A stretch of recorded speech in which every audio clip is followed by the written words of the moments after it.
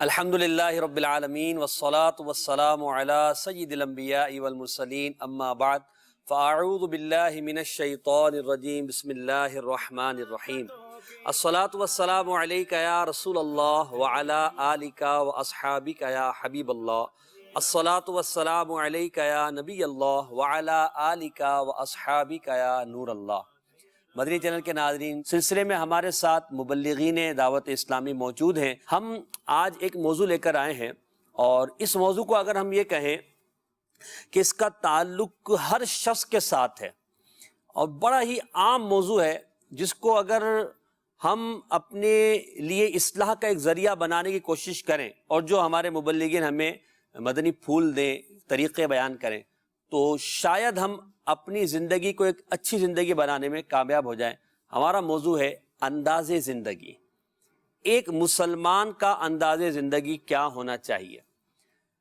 مسلمان جو ہے، اب اس میں ہم اگر تقسیم کاری کریں تو والد، والدہ، اولاد، اچھا گھر کا بڑا، محکمے کا بڑا، طالب علم، استاد، ٹیچرز جنہیں ہم کہتے ہیں، لیبر طبقہ جو ہے، ہم ان سب کے حوالے سے اگر غور کریں تو سب کا انداز زندگی کیا ہونا چاہیے؟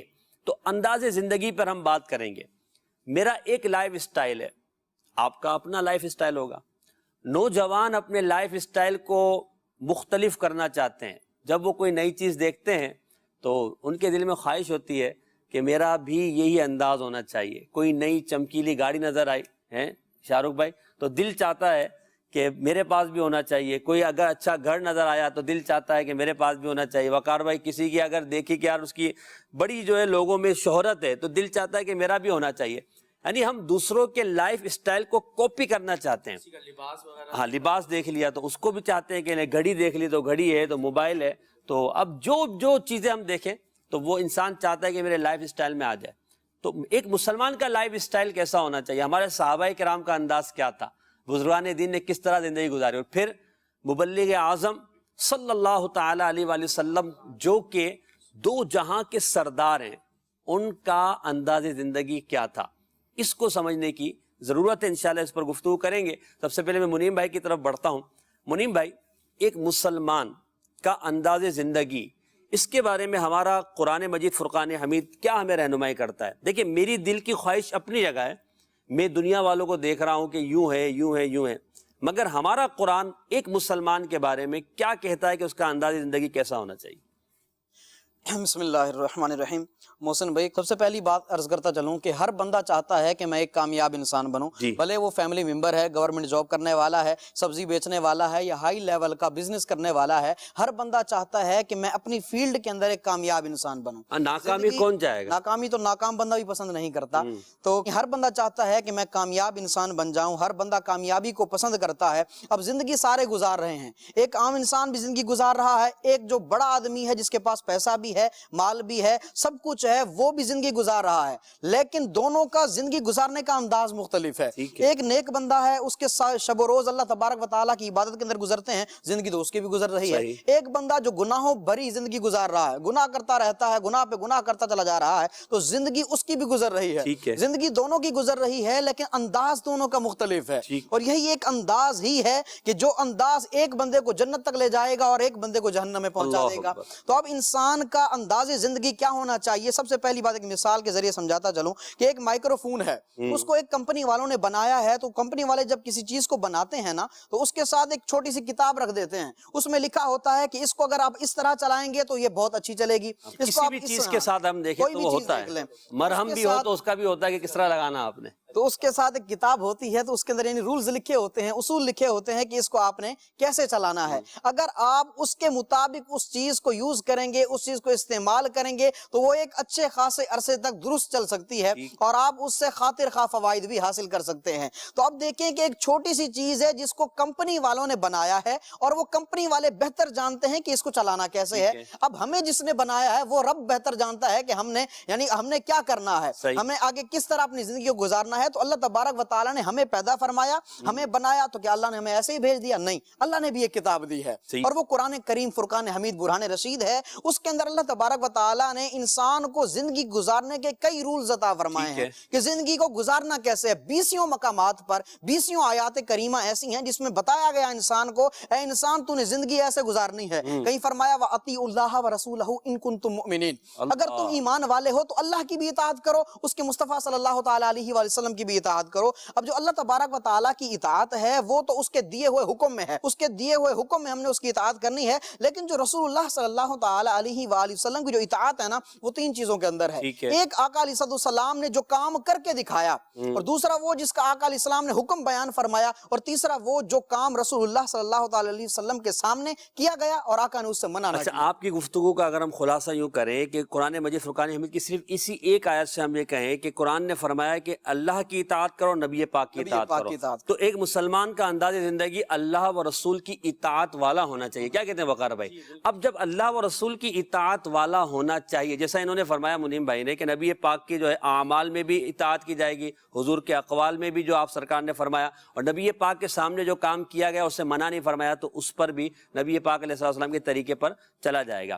اب جب یہ ساری چیزیں ہیں کہ اطاعت رسول ایک مسلمان کی زندگی کا انداز ہونا چاہیے, اگرچہ بعضوں کا نہیں ہے, تو اب نبی اکرم علیہ السلام کی زندگی مبارکہ کہ جس کو ہمیں فالو کرنے کو کہا گیا ہے ایک مسلمان کو, تو پیارے آقا علیہ السلام کا انداز زندگی تھا کیسا کہ جس کو ہم فالو کریں؟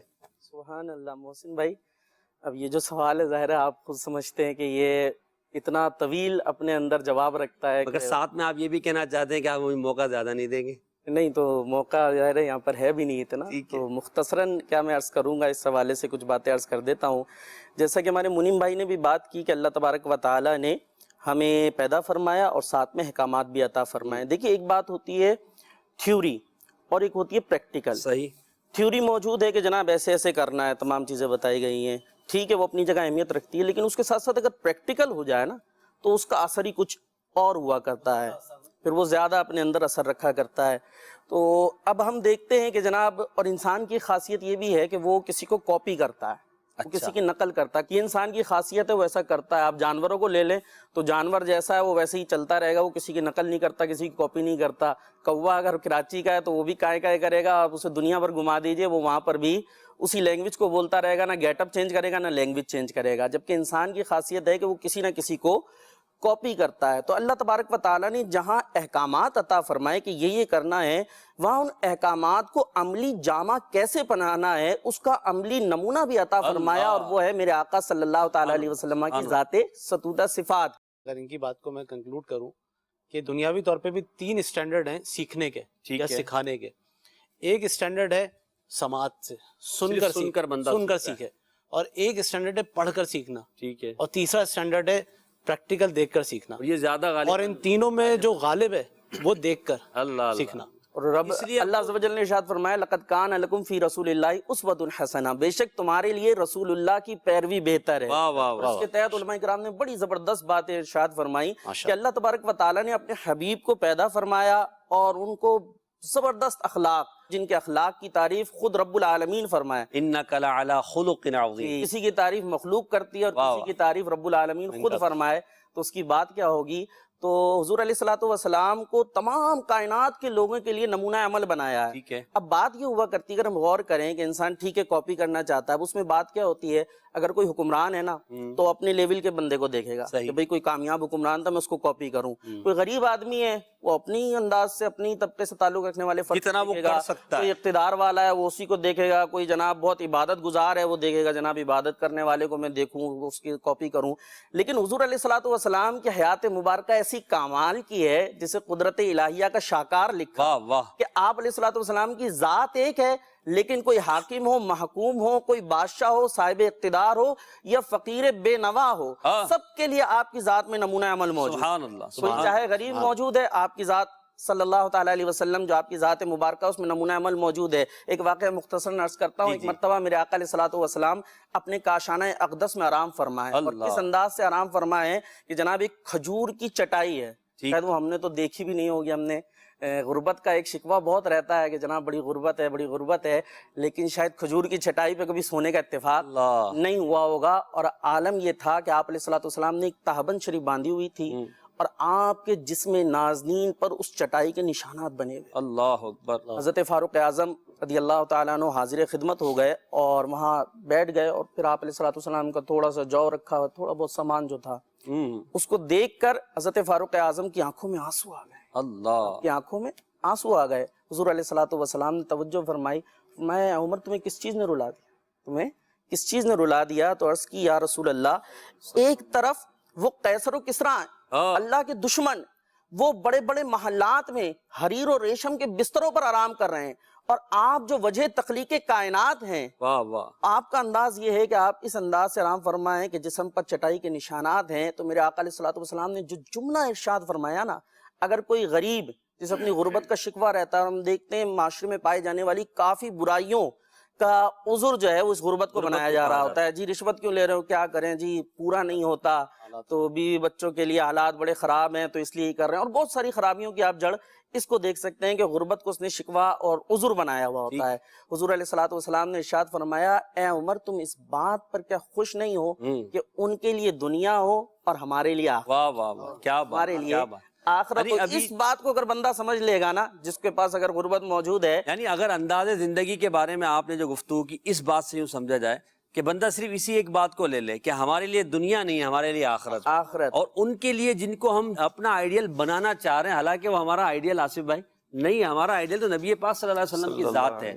تو جب یہ ذہن بنا لیں گے کہ ہمیں آخرت کے لیے سب کچھ کرنا ہے اور ہمیں رب کی بارگاہ میں حاضر ہونا، دنیا میں اگر کچھ قلت آ بھی جائے تو اس پر بندہ قناعت کر لے، تو انسان کا جو لائف اسٹائل ہے وہ اچھا ہو سکتا ہے۔ ویسے بھی جو عاقل لوگ ہیں، عقل مند دانا لوگ، وہ یہ کہتے ہیں کہ انسان کو اپنے سے بڑے مرتبے والے کو دنیاوی اعتبار سے نہیں دیکھنا چاہیے، بلکہ اپنے سے چھوٹے مرتبے والے کو دیکھنا چاہیے، تاکہ اس کے دل کے اندر شکر گزاری پیدا ہو۔ اور اگر وہ اپنے سے بڑے مرتبے والے کو، اچھے لائف اسٹائل والے کو دیکھے گا تو اس کے اندر پھر حسرت پیدا ہوگی کہ یار میرے پاس تو ہے ہی نہیں، اب میرے پاس نہیں ہے تو میں کیسے کروں۔ تو مدنی چینل کے ناظرین، یہ اس بات کو جو وقار بھائی نے کہی ہے بہت پیاری ہے کہ ہمیں دنیا کو نہیں دیکھنا، ہمیں آخرت کو دیکھنا ہے، اور آخرت کے لیے اپنے تمام اعمال کو کرنا ہے۔ تو موضوع ہمارا ہے انداز زندگی۔ آصف بھائی، آخرت کو دیکھنا ہے، نبی پاک علیہ الصلوۃ والسلام کی زندگی پریکٹیکل ہے۔ شاہ رخ بھائی نے جیسے ارشاد فرمایا کہ 3 چیزیں ہوتی ہیں انسان کو سیکھنے کے لیے، ایک سماعت ہے، دوسری بصارت ہے، دیکھنا، تیسرا جو ہے وہ پڑھنا ہے۔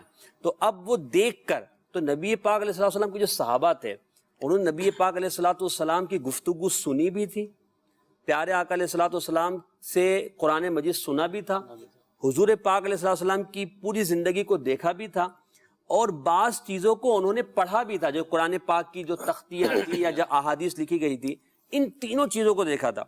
تو اگر ہم یہ کہیں کہ امت مسلمہ میں سب سے اچھا لائف اسٹائل نبی پاک کے بعد صحابہ کا ہوگا، تو صحابہ کا انداز زندگی ہمارے لیے کیا ہے، ہم ان کی زندگی کو کیسے دیکھیں تاکہ ہمارے لیے بھی اپنے لائف اسٹائل کو چینج کرنے میں کچھ معاونت ملے۔ بسم اللہ الرحمن الرحیم۔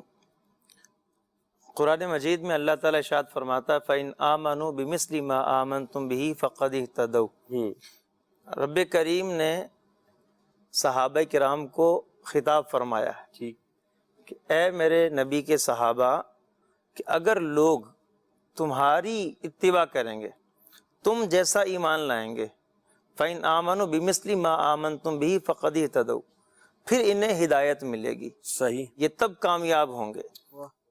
ایمان بھی ایک کیفیت کا نام ہے، اور اس کے لیے اب انسان تو دیکھ کر چیزوں کو فالو کرتا ہے، تو رب کریم نے ہمارے سامنے صحابہ کرام کو رکھا ہے کہ تمہیں ایمان لانا ہے تو ان جیسا لے کر آؤ۔ ٹھیک، اور سب سے پہلا جو مطالبہ انداز زندگی میں نبی کریم علیہ الصلوۃ والتسلیم کو فالو کرنے کا جو معاملہ ہے، سب سے پہلا تقاضا صحابہ کرام سے تھا صحیح، کہ تم نے ان کی پیروی کرنی ہے۔ ٹھیک، تو اب صحابہ کرام سے جب سب سے پہلا مطالبہ ہے، اور صحابہ کرام اپنی آنکھوں سے دیکھ رہے ہیں کہ نبی کریم علیہ الصلوۃ والتسلیم کے رہن سہن کیسا ہے، آپ علیہ السلام کے معمولات کیسے ہیں، اور معاملات میں نبی پاک علیہ الصلوۃ والتسلیم کا معاملہ کیا ہے، ٹھیک، صحابہ کرام اپنی آنکھوں سے دیکھ رہے تھے، صحیح. اور اسے دیکھ دیکھ کے فالو کر رہے تھے. جی. اور ان کا فالو کرنا ایسا ہے کہ احادیث کی ہم جب کتابیں پڑھتے ہیں اور جب احادیث کا مطالعہ کرتے ہیں تو صحابہ اکرام علیہم رضوان اس قدر فالو کرتے ہیں کہ اگر نبی پاک علیہ السلام نے بات کرتے ہوئے یوں ہاتھ مارا نا یوں جی. اور کوئی بات ارشاد فرمائی, آگے صحابی جب حدیث بیان کر رہے ہیں تو اس پر عمل کرتے ہیں, یعنی اسی انداز کو فالو اسی کریں. انداز کو فالو کر رہے ہیں واہ. کہ یہ یوں کرنا ہے, یعنی کاپی کرنے میں کاپی کہیں کرنے میں مسٹیک نہ ہو جائے. اللہ اللہ. اچھا, پھر نبی پاک علیہ السلام نے گفتگو کرتے ہوئے فرمایا, 2 انگلیوں کا اشارہ کیا اور یوں ملایا, تو صحابی نے بھی اس کو ملا کر بیان کیا. ٹھیک ہے. اس قدر ان کو فالو کرنے کا انداز ہے. حضرت عبداللہ بن عمر رضی اللہ تعالیٰ عنہ آپ کے بارے میں آتا ہے کہ سنت پر عمل کرنے کے معاملے میں یہ صحابہ پر فوقیت رکھتے ہیں. سبحان اللہ. آپ کے بارے میں آتا ہے کہ آپ قیلولہ کرنے, دوپہر کا آرام کرنے کے لیے ایک مخصوص کو غار تھی, وہاں جایا کرتے تھے. اللہ. کسی نے پوچھا یہاں کیوں جاتے ہیں؟ کہا میں نے نبی پاک صلی اللہ علیہ وسلم کو دیکھا ہے. واہ. آپ علیہ السلام یہاں تشریف لے گئے. اب دیکھیں حضرت عمر رضی اللہ تعالیٰ عنہ آپ کی ایک کنیز تھی, اس کا نام کوئی اجمی ٹائپ تھا, تو آپ نے اس کا نام جمیلہ رکھ دیا. تو اس نے جو ہے وہ انکار کیا کہ نہیں مجھے یہ نام نہیں چاہیے. تو حضرت عمر رضی اللہ تعالیٰ عنہ نے فرمایا کہ اچھا چلو نبی پاک صلی اللہ علیہ وسلم سے فیصلہ کرواتے ہیں, جو حضور فرمائیں گے ویسا کر لیں گے. ٹھیک ہے. دونوں وہاں حاضر ہو گئے اور نبی پاک علیہ السلام نے دیکھتے ہی فرمایا تم جمیلہ ہو. واہ واہ واہ واہ واہ. دیکھتے ہی فرمایا تم جمیلہ ہو. اب اس کے بعد حضرت عمر رضی اللہ تعالیٰ نے کیا فرمایا کہ اب تمہارا یہی نام رہے گا, اب چاہے تمہاری ناک خاک آلود ہو, تمہارا کچھ بھی ہو, اب تمہارا یہ نام نہیں بدل سکتا. نبی حضور پاک نے نے عطا فرما فرما دیا. دیا. سبحان اللہ. تو یہ صحابہ کرام یوں نبی پاک علیہ السلام کے فرامین کو فالو کرتے تھے. حضور کو دیکھ لیا کہ آپ علیہ السلام نے ایسا کیا ہے تو صحابہ یوں کرتے تھے. حضور نے یہ فرمایا ہے اس پر عمل کیا کرتے تھے. ایک بڑی پیاری بات ذہن میں آ رہی ہے کہ سرکار علیہ الصلوۃ والسلام کے ہر عمل کو صحابہ کرام نے کاپی کیا, لیکن سوال نہیں کیا کہ سرکار نے ہاتھ ایسے مارا تو مارا, 2 انگلیوں کا اشارہ پوچھا نہیں, سوال قائم نہیں کیا کہ کیوں کیا. لیکن آج ہم ہر عمل کے پیچھے سوال کرتے ہیں, ریزن پوچھتے ہیں, ریزن پوچھتے کیا ہے, اور اس کی تفصیل پوچھتے ہیں. تو فائدہ بھی پوچھتے ہیں, فائدہ کیا اس ہے, کا فائدہ کیا ہے. ایک تو یہ بتاؤ کہ علت کیا ہے, کیوں کر رہے ہو, دوسرا کہ اس کا فائدہ کیا ہوگا. مطلب آج کی نسل کے آگے کوئی بات کی جائے تو یہی سوال کرتی یہ ہے. ہوتا یہ ہے اس میں شاہ رخ بھائی, لوگ ریزنز ڈھونڈتے ہیں, وجہ علت, وجہ کیا ہے. بالکل. اگر وجہ بتائیں گے ذہن میں آتی ہے تو ہم فالو کریں گے. اب وہ اس میں سائنس تلاش کرتے ہیں, بالکل, کہ اس میں ہے یا نہیں. اب ضروری نہیں ہوتا کہ بعض اوقات ہماری عقل اور ہماری میڈیکل سائنس یا ہماری سائنس اس بات کو مان لے, ہماری عقل اس کو ایکسپٹ کر لے, ضروری نہیں ہوتا. جیسے قرآن کریم فرماتا ہے شہید زندہ ہے, اب ڈاکٹر کہہ رہا ہے ایکسپائر ہے, عقل کہہ رہی ہے فوت ہو گیا, لیکن قرآن نے فرمایا زندہ ہے, تو اب ہمیں ماننا زندہ ہے. اب اپنی عقل کو استعمال نہیں کرنا. یہاں یہی ہے نا کہ جب ہم گفتگو کر رہے ہیں دین کی, شریعت کی, اسلام کی, تو وہاں پھر ریزن نہیں پوچھا جاتا, علت نہیں پوچھی جاتی. ہمارا جو دین اسلام ہے دین فطرت ہے, بالکل عقل کے عین مطابق ہے.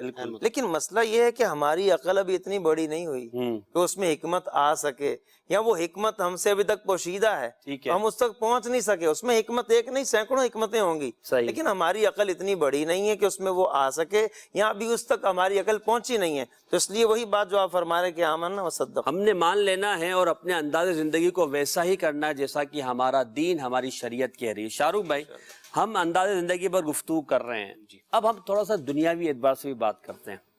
ایک انسان کا انداز زندگی, اب وہ چاہے بچہ ہو, چاہے وہ بڑا ہو, چاہے وہ گھر کا بڑا ہو, چاہے وہ اسکول کالج کے طلبہ ہوں, کوئی بھی ہوں, اس حوالے سے آپ کیا کہتے ہیں؟ ایک بھی تربیت کا بھی ایک معاملہ آ جاتا ہے, تربیت, سیکھنا, سکھانا, شروع, سمجھنا, اس پر آپ کیا فرماتے ہیں؟ محسن بھائی, تربیت کا جو پہلا سٹیپ ہے وہ بچپن ہے. ٹھیک ہے. مطلب ایک کوڑا کاغذ, کہا جاتا ہے نا کہ بچہ ایک کوڑا کاغذ ہے, کنواں ہے, جیسی بات کہو گے ویسی لوٹائے گا, جو لکھو گے وہی لکھا جائے گا. صحیح. تو اس میں ایک تو پوائنٹ یہ ہو گیا ہمارا کہ بچپن سے تربیت ہو. دوسرا پہلو اس کے پیچھے جو ہے کہ وہ تربیت کرنے والی کی تربیت کیسی ہے. اچھا, کہ جو تربیت کر رہا ہے اس کی تربیت کیسی ہے, اب وہ خود بھی تربیت یافتہ ہے یا نہیں ہے. مطلب میں اگر کسی کو کمپیوٹر سکھانے جاتا ہوں اور میں خود نہیں جانتا, وہ مجھ سے کوئی ایسا سوال کر لے اور میں لا علم ہو جاؤں, تو میری تربیت کا کیا اثر جائے گا. صحیح.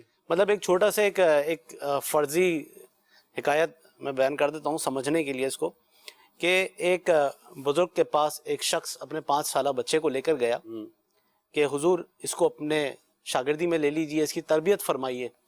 تو بزرگ فرماتے ہیں کہ تم نے دیر کر دی. اچھا. وہ شخص بڑا حیران ہوا کہ 5 سال والے میں دیر ہو گئی. 5 سال کا بچہ ہے، ابھی تو میرا بچہ کچھ بولنا سیکھا ہے، چلنا سیکھا ہے، مناسب انداز میں گفتگو کرنا سیکھا ہے، اب یہی تو وقت ہے تربیت کا، اور آپ فرما رہے ہیں کہ لیٹ ہو گئے. تو آپ نے فرمایا دیر ہو گئی تمہیں. اس دیر کہنے کا مقصد کیا تھا کہ جہاں جس گود سے اس نے تربیت حاصل کرنی تھی، کیا تم نے اس وقت یہ پوائنٹ دیکھا تھا؟ اس کا انتخاب صحیح کیا. انتخاب درست کیا تھا. ہم اپنے انتخاب میں سب سے بڑی غلطی کرتے ہیں. آج کل کے دور میں جب رشتہ دیکھا جاتا ہے یا کوئی شادی کا معاملہ ہوتا ہے، یا لڑکا ہو یا لڑکی ہو، کسی ایک کی طرف ہم نہیں کریں گے، تو نارملی طور پہ ہم دنیاوی پہلوؤں کو دیکھتے ہیں کہ کتنی تعلیم ہے، کتنی پڑھی لکھی ہے یا کتنا پڑھا لکھا ہے، جاب کیا کرتا ہے، کام کیا کرتا ہے. حالانکہ جو بنیادی چیز ہے دیکھنے کی یہ ہے کہ یہ احکام شریعت کا کتنا پابند ہے. اب ضروری نہیں ہے کوئی 100% پابند ہو، اور یہ ممکن بھی نہیں ہے. دیندار کتنا ہے، کتنا پابند ہے، کتنا عمل کرتا ہے، اس کے اخلاقیات کیسے ہیں. مثال ویسے ہی ہے نا کہ ماں پہلی درسگاہ ہے، ماں کی گود سے ہی بچہ جو ہے وہ سیکھنا شروع کرتا ہے. صحیح. تو جب اس درسگاہ کا انتخاب ہی درست نہ ہوگا تو کیسے ایک اچھی تربیت کی جا سکتی ہے. ٹھیک ہے. ایک چھوٹا سا اس میں ایک واقعہ بیان کروں اس بات کو مزید کنکلوڈ کرنے کے لیے، کہ ایک لڑکا کسی لڑکی کے عشق میں گرفتار ہو جاتا ہے اور معاملہ کچھ آگے بڑھتا ہے، تو وہ اس کے والد کی طرف رشتہ بڑھاتا ہے. تو اب والد پیسے والا ہوتا ہے، بہت مالدار ہوتا ہے، تو وہ منع کر دیتا ہے رشتے کا کہ جی رشتہ نہیں ہو سکتا. اب وہ پھر آپس میں کچھ ان کی ڈسکشن ہوتی ہے اور کہا جاتا ہے جی ہم گھر سے فرار اختیار کریں گے، اور دن طے ہوتا ہے. اس دور میں چونکہ گاڑیاں وغیرہ تو تھی نہیں، تو وہ گھوڑے کا ہی ایک انتظام ہوتا ہے کہ آپ اپنے گھوڑے پر سوار ہو کر اس جگہ آ جانا، ہم شہر سے نکل جائیں گے. وقت مقررہ پہ وہ وہاں پہنچ جاتے ہیں. جب وہ وہاں پہنچ جاتے ہیں تو اب شہر کو عبور کرنے کے لیے ایک دریا بیچ میں ہوتا ہے شہر سے نکلنے کے لیے. اب وہ دریا میں اپنے گھوڑوں کو اتارتے ہیں، تو عین دریا کے بیچ میں وہ گھوڑا جا کر بیٹھ جاتا ہے. جو لڑکی کا گھوڑا ہوتا ہے وہ بیٹھ جاتا ہے. تو لڑکا بڑا حیران ہوتا ہے، کہتا ہے یہ کیا ماجرا ہے. تو لڑکی کہتی ہے جب یہ گھوڑا پیدا ہوا تھا تو اس کی ماں جو ہے وہ فوت ہو گئی تھی، مر گئی تھی. تو اس کی پرورش کے لیے ہم نے اس گھوڑے کو بھینس کے دودھ پر جو ہے وہ اس کی پرورش گزارا کیا. تو ہو سکتا ہے کہ چونکہ بھینس کی ایک فطرت ہوتی ہے کہ وہ پانی میں بیٹھ جاتی ہے، تو یہ فطرت ہو سکتا ہے کہ اس کے اندر آ گئی ہو. اچھا. تو لڑکا بڑا سمجھدار ہوتا ہے، تو لڑکا اسی وقت کہتے ہیں نا ڈیسیجن ان دا منٹس، کچھ منٹس میں ڈیسیجن لے لینا. وہ ڈیسیجن لیتا ہے واپس جانے کا. ٹھیک ہے. اور واپس جا اس کو اس کے گھر چھوڑنے جاتا ہے تو وہ وجہ پوچھتی ہے. کہتا ہے جب ایک جانور پر جو ہے وہ دودھ کا اثر یہ ہوا کہ اس کی فطرت تبدیل ہو گئی، ٹھیک، تو کل جو میری اولاد ہوگی، جس طرح تو نے اپنے باپ کو دھوکہ دیا، کل کو میری اولاد ہوگی تو وہ بھی میرے ساتھ یہی کرے گی. اللہ. مطلب اتنا عمل ہے تربیت کرنے والے پر. یعنی انسان جو تربیت کرنے والا ہے اس کا اپنا انداز بھی دیکھا جائے گا کہ انداز زندگی کیا ہے. یعنی وہ خود ہی اگر مثال کے طور پر ایسا ان سارے معاملات سے کورا ہے جس کی تربیت دینے جا رہا ہے، صرف زبانی لفاظی ہے، صرف گفتگو کر رہا ہے، صرف بس لوگوں کو سمجھانا ہے اور عمل کچھ نہیں. امیر علیہ سنت دامت برکاتہ علیہ کی یہاں بہت پیاری بات سمجھ میں آتی ہے. ہم دعوت اسلامی والوں کو امیر علیہ سنت سمجھاتے ہیں ترغیب دینے کے لیے سراپا ترغیب بننا پڑتا ہے. یعنی آپ کسی چیز کی ترغیب دے رہے تو پہلے خود بھی تو سراپا ترغیب بنو. اپنی لائف اسٹائل کو خود چینج نہیں کر رہے، دوسروں کے لائف اسٹائل پر تنقید کر رہے ہیں. تو جب تک اپنے لائف اسٹائل میں آپ تبدیلی نہیں لاؤ گے آپ کی بات پر وہ اثر نہیں ہوگا. انشاءاللہ اس گفتگو کو مزید ہم آگے بڑھائیں گے. کالز لے لیتے ہیں پھر سلسلے کو آگے بڑھاتے ہیں. جی محمد شہزاد اتاری یا کرسی عرض کر رہا ہوں، اور روحانی علاج کے حوالے سے عرض کرنی تھی کہ اگر ایسا روحانی علاج عطا فرما دی جسے پریشانی دور ہو، یعنی انسان جو پریشان رہتا ہو تو اس حوالے سے عطا فرما دیجیے. ایک تو کال آپ نے سن لی ہے، انہوں نے کہا کہ مسائل پریشانیوں سے چھٹکارے کے لیے کوئی وظیفہ. یہاں ایک سوال میں آپ سے پہلے یہ کروں گا کہ بچے، جیسے ابھی ہمارے شاہ رخ بھائی نے فرمایا کہ تربیت، بچے اگر بالفرض بات نہ مانتے ہوں اور جیسا والدین چاہتے ہیں کہ ان کے اندر بہتری آئے، ایک خوبی آئے، ایک اسلامی طریقہ کار آئے، جو سمجھے نافرمانی کی طرف ہو، اگر ان کے لیے والدین چاہتے ہیں کوئی روحانی علاج کیا جائے تو وہ کیا روحانی علاج ہو سکتا ہے، وہ فرمائیں گے؟ اس کے لیے میرے شیخ طریقت امیر اہل سنت کی مایہ ناز کتاب مدنی پنصورہ، اس میں آپ نے فیضان اوراد میں ایک بڑا پیارا روحانی علاج تحریر فرمایا ہے کہ جیسے بعض بچے بہت ضدی ہو جاتے ہیں، نافرمان ہو جاتے ہیں، بات نہیں مانتے، کہنا نہیں مانتے، تو اس کے لیے یہ ہے کہ جب بچہ سو رہا ہو تو آپ نماز فجر کے لیے اٹھیں تو اس کے قریب کھڑے ہو کر یا شہیدو 21 بار یہ آپ پڑھیے، انشاءاللہ عز و جل بچہ اگر نافرمان ہے تو انشاءاللہ فرمانبردار ہو جائے گا، اور اگر ضد کرتا ہے تو انشاءاللہ ضد کی عادت بھی اس کی دور ہو جائے گی۔ صرف پڑھنا ہے یا دم بھی کرنا ہے؟ پڑھنا ہے اس کے اچھا ساتھ، صرف پڑھنا ہے۔ کتنی آواز سے؟ اتنی آواز سے پڑھیں کہ اس کی نیند میں خلل نہ پڑے، کہ اپنے کان خود سن لیں، ٹھیک ہے۔ یا شہید ہو۔ اچھا یہ جو کال آئی تھی اس کا اگر آپ جواب دے دیں۔ اس کے لیے ایک بڑا پیارا روحانی علاج ہے، میرے شیخ طریقت امیر اہل سنت کی مایہ ناز کتاب ہے مدنی پنصورہ ہی میں آپ نے ایک حدیث پاک نقل فرمائی ہے، اور اس میں جو اس کا خلاصہ ہے وہ یہ ہے کہ پریشانیاں جی اور دکھ اور آلام سے نجات کے لیے لا حول ولا قوت الا باللہ العلی العظیم، اس کی کثرت کریں، انشاءاللہ عز و جل ہر قسم کی پریشانی، رنج اور غم سے نجات حاصل ہوگی۔ ماشاءاللہ۔ آج رکن شورا عبدالحبیب اتاری دامت برکاتہم عالیہ کا ایک مدنی گلدستہ ریکارڈڈ پیکیج ہے، وہ ہم دکھائیں گے۔ ہمارے سیگمنٹ کا نام ہے کیا سراپا میرے حضور کا ہے۔ اس سیگمنٹ میں آپ نبی پاک علیہ السلام کی مختلف اعضائے مبارکہ کی برکتوں اور ان کے بارے میں احادیث طیبات کی روشنی میں بیان سنیں گے۔ تو بڑھتے ہیں سیگمنٹ کی طرف اور رکن شورا عبدالحبیب بھائی کی زیارت کرتے ہیں۔ کیا سراپا میرے حضور کا ہے۔ الحمدللہ رب العالمین والصلاة والسلام علی سید المرسلین، اما بعد فاعوذ باللہ من الشیطان الرجیم، بسم اللہ الرحمن الرحیم۔ الصلاة والسلام علیک یا رسول اللہ وعلی آلک واصحابک یا حبیب اللہ، الصلاة والسلام علیک یا نبی اللہ وعلی آلک واصحابک یا نور اللہ۔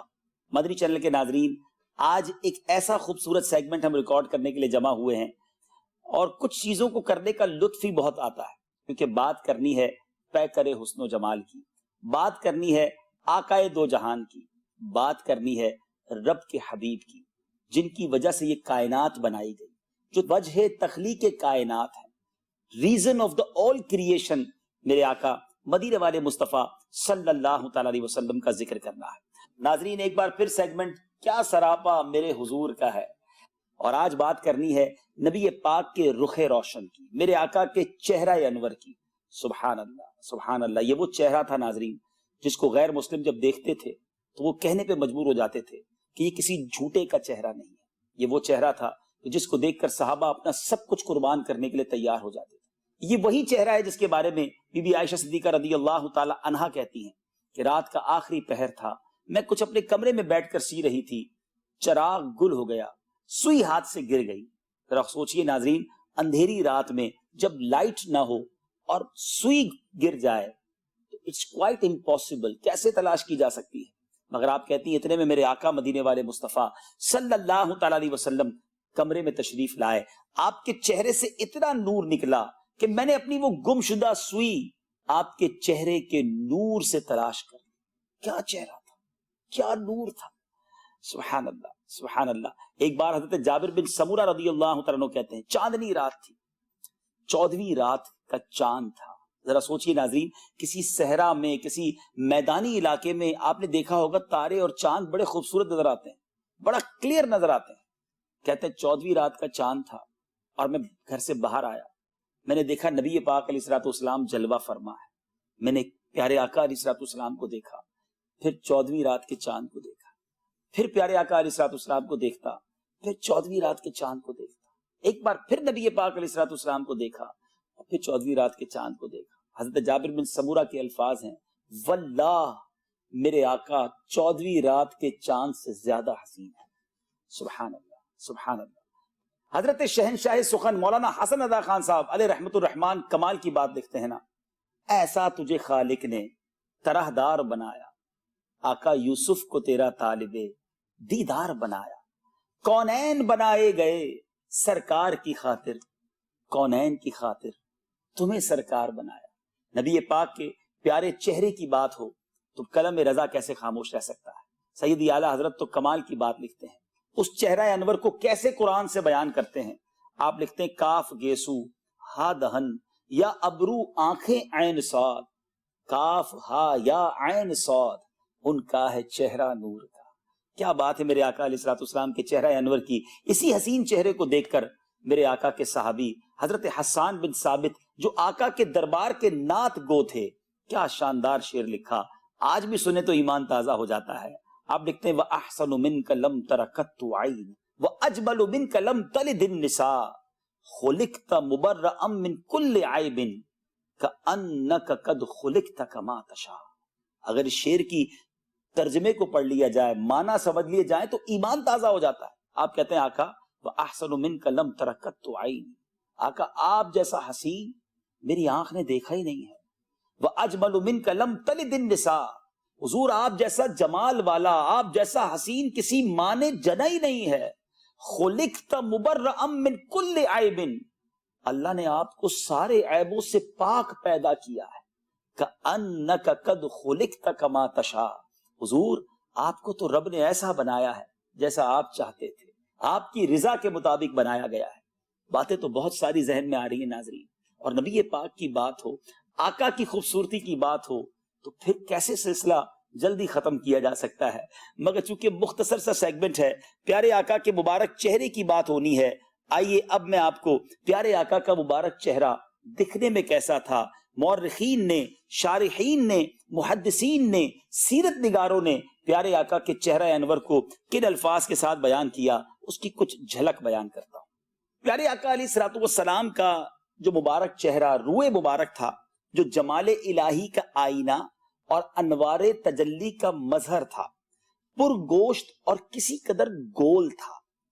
اسی روح مبارک کو حضرت عبداللہ بن سلام رضی اللہ تعالیٰ عنہ دیکھتے ہی پکار اٹھے تھے، وجہہ لیس بوجہ کذاب، ان کا چہرہ دروغ گو، کسی جھوٹے کا چہرہ نہیں، اور ایمان لے آئے تھے۔ یہ چہرہ کسی جھوٹے کا نہیں ہو سکتا، اور آپ ایمان لے آئے ایسا چہرہ۔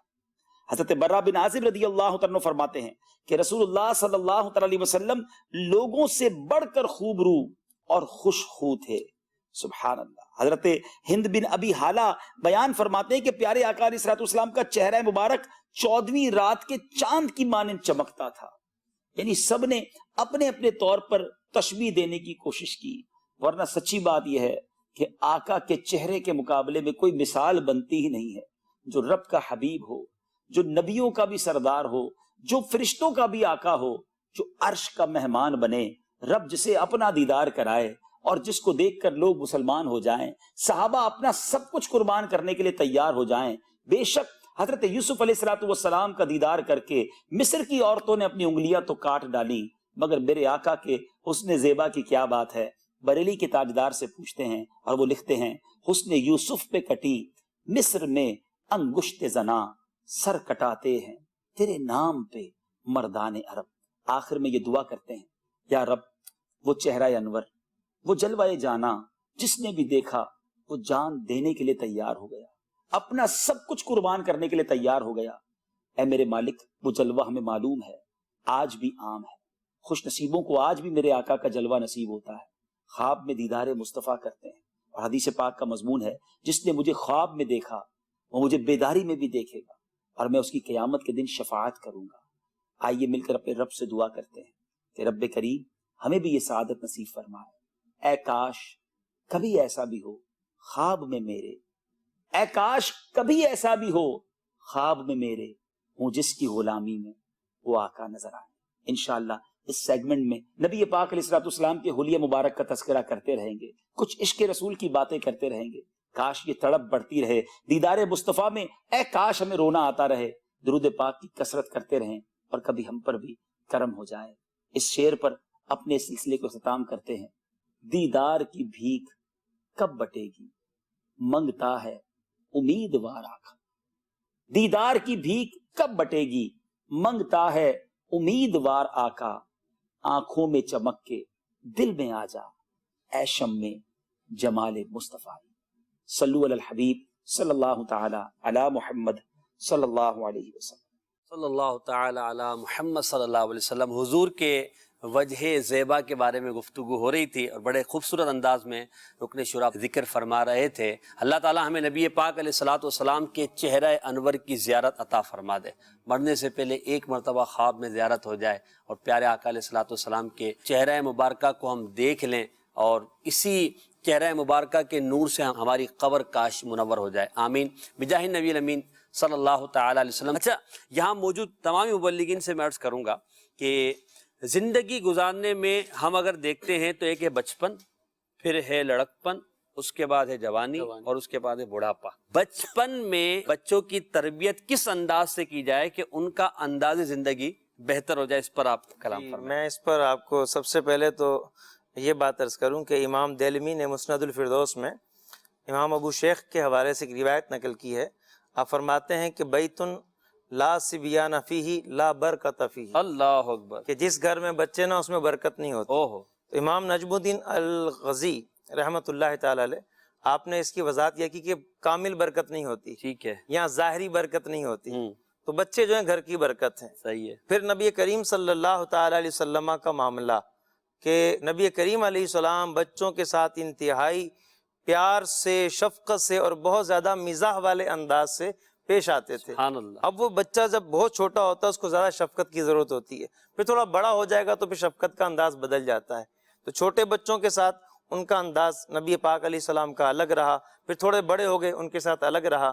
تو بچوں پر جو سب سے پہلا معاملہ ہے ان کو پیار سے سمجھانے کا ہے، ان سے شفقت سے پیش آنے کا ہے، اور یہ صرف والدین ہی کے لیے نہیں ہے بلکہ مساجد میں بھی سمجھدار بچے اگر آ جاتے ہیں تو ان کے ساتھ بھی شفقت والا رویہ ہونا چاہیے، ڈانٹ ڈپٹ والا انداز یا کوئی ان پر کو ہاتھ اٹھا دینا۔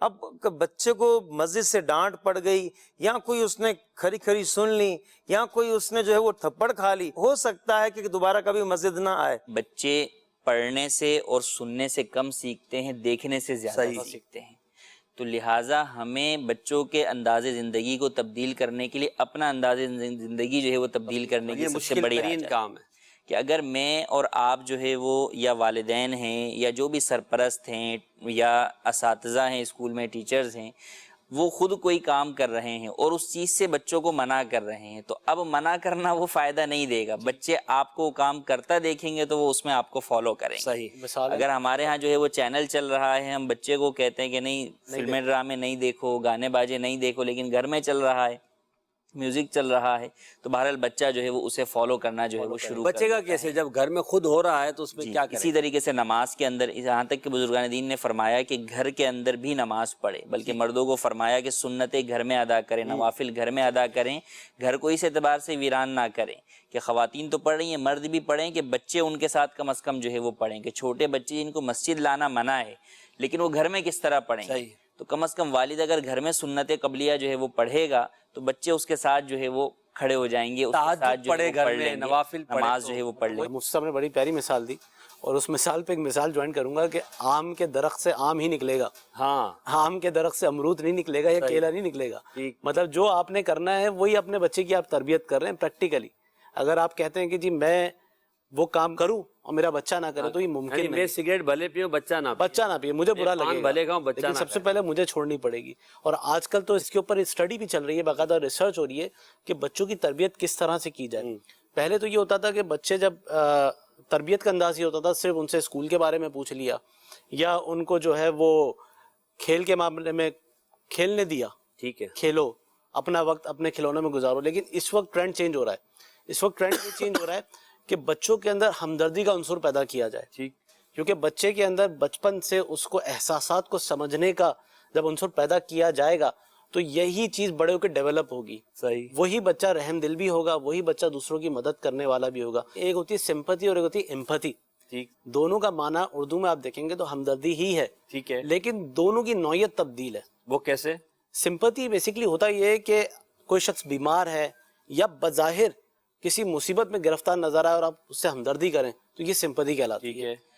اب ایمپتھی کیا چیز ہے؟ ایمپتھی یہ ہے کہ وہ چیز جو پوشیدہ ہے، مطلب اس کے احساسات کو محسوس کرنا، خود محسوس کرنا، کسی کے چہرے کو دیکھ کر، کسی کی حالت کو دیکھ کر، کسی کے ظاہری مطلب اس کی حالت کو دیکھ کر اس کو محسوس کرنا کہ یار یہ شخص مجھے تکلیف میں لگ رہا ہے، یا اس کے چہرے پہ جو پریشانی ہے شاید کس وجہ سے، تو اس کو فیل کرنا بچوں کو آج کل سکھایا جا رہا ہے. یہ تو بہت بڑے زندہ دلوں کا کام ہے محسوس نا کرنا، یہ ایمپیتھی ہے. بھائی ہاں میں یہ کہنا چاہوں گا، نہیں آپ کہیں، مگر اس سے پہلے تو میں کہہ رہا ہوں احساس ہونا بھی کہ سامنے والے کے چہرے کا وہ کیا بتا کیا رہا ہے، یہ بھی تو بڑا زندہ دل کا کام ہے نا، کہ وہ دیکھ سکے کہ ہو کیا رہا ہے. اب آپ فرمائیں. جی میں عرض کر رہا تھا کہ خصوصاً یوں کہہ لیجیے والدہ کے حوالے سے کہ بچوں کو بچہ ہی سمجھے، ریلائز کریں کہ یہ بچہ ہے، جو ہے وہ چابی کا گڈا نہیں ہے. مطلب یہ اس معنوں میں عرض کر رہا ہوں کہ جناب بچہ ہے تو بچے نے شرارتیں ہی کرنی ہے، یہ کرے گا. اب جب ہوتا کیا بعض اوقات بچے شرارت کریں گے تو وہ جی اس کو دھنک کے رکھ دیا اور وہ پیٹنا. بچوں کو اتنی سمجھ بھی نہیں ہے کہ وہ ریلائز بھی نہ کر سکا بیچارہ کہ یہ میری پٹائی لگی تو کیوں لگی، مارا کیوں، وہ اس کی پٹائی ہو گئی. وہ بس تھوڑی دیر بعد ویسے بھی صحیح ہو جانا، وہ ایسے صحیح ہو جانا، لیکن آپ نے اپنا غصہ غصہ نکال دیا اور یہ چیزیں اس کے دل و دماغ پہ اثر کرتی ہیں. بچہ ہے، اور جس کو دوسرے الفاظ میں کہیے کہ بچہ ہے اور اس کو آپ انسان کا بچہ ہی سمجھیے، یعنی آپ کا اپنا بچہ ہے نا. مطلب یہ کہ اس حوالے سے تو شاید نہ ماریں گے. سلوک ایسا ہوتا ہے کہ اللہ معاف کرے، جسے کہنا چاہیے نا کہ جس طرح جانوروں کو بھی نہیں مارنا چاہیے، اس طرح سے بعض اوقات مارنے پیٹنے کی نوبت آ جاتی ہے. اور وہ بھی کس انداز سے ہوتی ہے، سارا سال تو ہوش نہیں آیا کہ بچے سے پوچھ لے کہ بھائی پڑھائی کیسی چل رہی ہے. اب جب رزلٹ آیا اور رزلٹ دیکھو وہ یہ کیا، اس کے بعد جی اس پہ پائپ بھی توڑ دیے اور جی سر یہ بھی مار کے اللہ معاف کرے بہت بری طریقے سے تشدد کیا. تو یہ انداز غلط ہے نا، آپ وقت تو اس کو دیجیے. اور پھر یہاں تک ہوتا ہے ایک واقعہ میری باقاعدہ معلومات میں ہے کہ ایک صاحب تھے، ان کے 3 بچے تھے. اب 2 تو بڑے انٹیلیجنٹ تھے، ذہین تھے، ہر ایک کا آئی کیو لیول الگ ہوتا ہے. صحیح. اب وہ بڑی اچھی پوزیشن لاتے، نمبر لاتے. ان کا ایک بچہ ذہنی طور پر اتنا ذہین نہیں تھا، یعنی یوں کہہ لیجیے پڑھنے کے حوالے سے نہیں ہوگا، اس کی الگ فیلڈ ہوگی، کیونکہ ہر ایک کو الگ نوعیت کے جو ہے وہ دماغ گویا ملا ہوتا ہے. تو اب وہ کیا لگتا تھا ان والد صاحب کو کہ یہ جی میرا بچہ پڑھتا نہیں ہے اور یہ پڑھنا نہیں چاہتا، دل چراتا ہے، جی چراتا ہے، یوں کہہ لیجیے. اب اس کو اتنا تشدد کیا، اتنا تشدد کیا تاروں سے اور پتہ نہیں کس چیز سے، جو میں کہہ رہا تھا نا انسان کا بچہ ہی سمجھیے، اتنا مارا کہ وہ اللہ معاف کرے وہ پاگل ہو گیا، تقریباً آدھا پاگل کر دیا. یعنی ذہنی طور پہ وہ کمزور تھا، اسے مار مار کے جو ہے یہاں کر دیا. تو یہ بہت اہم کہ ماں باپ کی تربیت، شریعت نے ایک حدود رکھی ہے تربیت کے حوالے سے. انسان کا بچہ سمجھے. اب جب باپ ہی اپنے بیٹے کو انسان کا بچہ نہیں سمجھ رہا تو وہ خود پتہ نہیں انسان. پھر وہ بچہ جب بڑا ہوگا تو پھر وہ کیا کرے گا، جیسی بات ہوئی کہ جو کرتا دیکھتا ہے وہی. اللہ اکبر. اگر میں ہر بچہ جو ہے نا، یہ سمجھنے کی ضرورت ہے ماں باپ کو کہ ہر بچہ ایک طرح کا نہیں ہو سکتا. اگر میں چاہوں کہ میرے تینوں بچے ڈاکٹر بن جائیں یا تینوں بچے انجینئر بن جائیں تو یہ ممکن نہیں ہے. ہو سکتا ہے کہ زور زبردستی سے وہ بن بھی جائے، لیکن جو آپ اس کو بنانا چاہیں گے وہ اس میں معیار نہیں لا پائے گا، نہیں کر پائے گا. ویسے بھی پوزیشنوں کا تقاضا نہیں ہے اب دنیا میں. صحیح. اب بچے کی مہارت دیکھیے، بچہ کتنا ماہر ہے، کتنا انٹیلیجنٹ ہے، اور کس چیز کا شوق رکھتا ہے. تبدیل ہو گیا، بالکل تبدیل ہو رہا ہے کہ آپ اس کو جو آپ کروانا چاہ رہے ہیں وہ نہیں ہے. تو لہذا ممالک تو ایسے ہیں کہ جہاں پہ تقریباً 7 کلاس تک تو پیپر ہی نہیں لیے جا رہے. ہم پوزیشنوں کے چکر میں پڑے. کہہ رہے ہیں تو سیکھنے کا عمل ہے اس وقت، تو یہ بچہ سیکھ رہا ہے، اس سے کیا ایگزام لیا جائے. ٹھیک. مدنی چینل کے ناظرین، بہت اچھی گفتگو ہوئی، بچوں کے حوالے سے ہو رہی ہے اور تربیت کے حوالے سے بات ہو رہی ہے، انداز زندگی کے حوالے سے ہو رہی ہے. پڑھتے ہیں ہم اپنے دلوں کو عشق رسول صلی اللہ علیہ وسلم سے گرمانے کے لیے. سیگمنٹ ہے مدحت رسول صلی اللہ علیہ وسلم. کچھ کالز لے لیتے ہیں، اس کے بعد ہم عدنان بھائی کی طرف بڑھتے ہیں. جی کال دیجیے گا. السلام علیکم ورحمۃ اللہ وبرکاتہ. وعلیکم السلام ورحمۃ اللہ وبرکاتہ. میرا نام جویریہ تاریہ ہے. میں دارالمدینہ زمزم نگر حیدرآباد میں پڑھتی ہوں. مجھے یہ نعت سنا دے. زمین و زماں تمہارے لیے جزاک اللہ خیر. آمین و ایاکم. ماشاء اللہ. اگلی کال. باب المدینہ کراچی سے بول رہا ہوں. مجھے یہ والی نعت سنا دیں. اے سبز گنبد والے منظور دعا کرنا. یہ استغاثہ انشاءاللہ. اگلی کال. محمد تنویر رضا اتاری. نعت کی فرمائش ہے. بلا لو پھر مجھے اے شاہ بحر و بر مدینے میں، میں پھر روتا ہوا آؤں تیرے در پر مدینے میں. کلام سنا دیجیے گا. جزاک اللہ خیرہ. آمین آمین. جی عدنان بھائی، آپ کون سا کلام پڑھیں گے آج، اور پھر جو فرمائشیں ہوئی ہیں وہ؟ سیدی اعلیٰ سے بہت پیارا کلام ہے جو کہ آپ نے 4 زبانوں میں تحریر فرمایا. لم یاتی نظیر و کفی نظریں مثل تو نہ شد پیدا جانا. صلی علی نبینا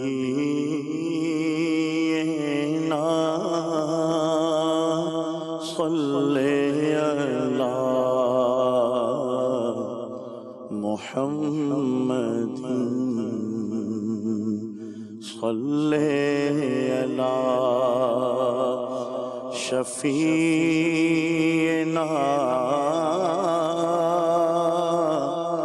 صلی علی محمد لم يأتي نذيرك في نظري لم يأتي نذيرك في نظري مثل تو نشد پیدا جانا مثل تو نشد پیدا جانا جگ راج کو تاج تورے سر سو جگ راج کو تاج تورے سر سو ہے تجھ کو شہیدو سرا جانا ہے تجھ کو شہیدو سرا جانا لم یاتی نذیروں کا فی نظری لم یاتی نذیروں کا فی نظری البحر علا والموج طغى البحر علا والموج طغى من بك سطوفا وشربا من بك سطوفا وشربا مجدار میں ہو بگڑی ہے ہوا مجدار میں ہو بگڑی ہے ہوا موری نیا پار لگا جانا موری نیا پار لگا جانا لم یاتی نذیروں کا فی نظری لم یاتی نذیروں کا فی نظری أنا في عطش وسخاكات أنا في عطش وسخاكات اے سوئے پاک ابر کرم اے سوئے پاک ابر کرم بر سنہار ریم جم بر سنہار ریم جم دو بوند ادھر بھی گرا جانا دو بوند ادھر بھی گرا جانا لم یاتی نذیروں کا فی نظری لم یاتی نذیروں کا فی نظری مثل تو نشد پیدا جانا لم یاتی نذیروں کا فی نظری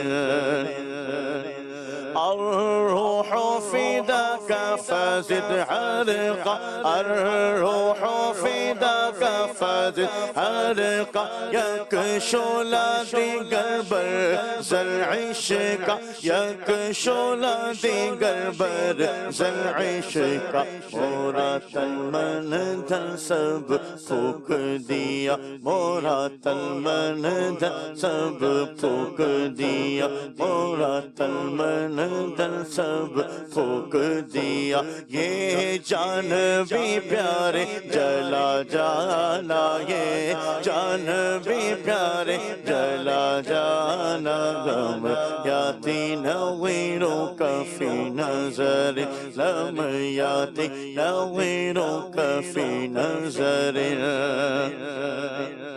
بس خامائے خام نواہ رضا بس خامائے خام نواہ رضا نہ یہ طرز میری نہ یہ رنگ میرا بس خامائے خام نواہ رضا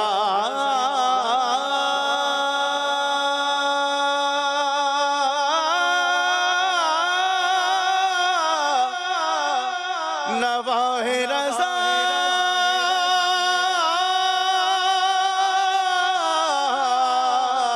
بس خامائے خام نواہ رضا بس خامائے خام نواہ رضا نہ یہ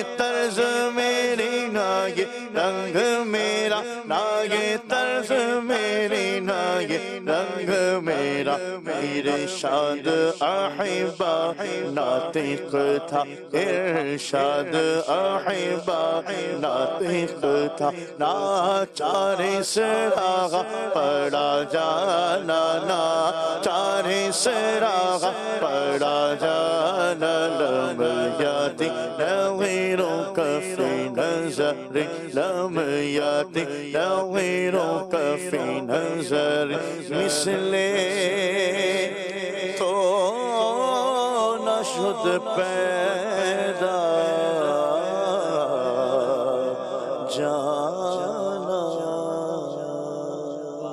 ماشاء اللہ ماشاء اللہ، کچھ فرمائشیں بھی کی گئی ہیں آپ سے۔ اے سبز گنبد والے منظور دعا کرنا، جب وقت نظر آئے ہم کو دیدار عطا کرنا، جب وقت نظر آئے ہم کو دیدار عطا کرنا، میں قبر اندھیری میں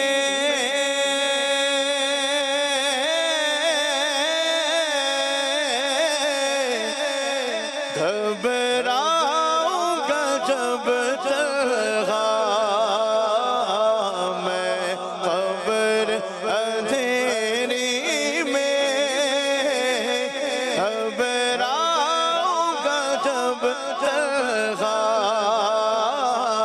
امداد میری کرنے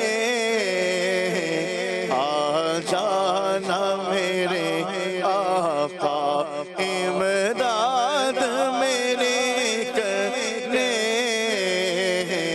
آ جانا میرے آقا، روشن میری تربت کو للہ ذرا کرنا، جب وقت نظر آئے ہم کو دیدار عطا کرنا، جب وقت نظر آئے ہم کو دیدار عطا کرنا،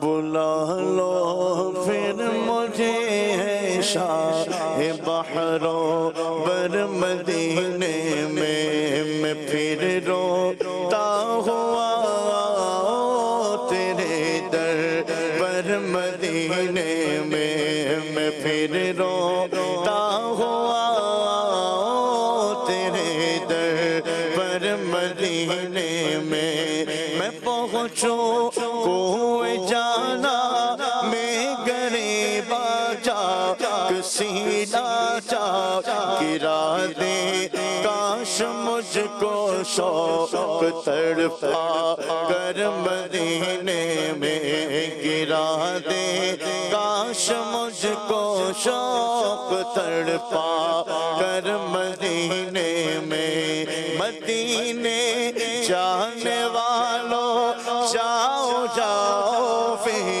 امان اللہ، مدینے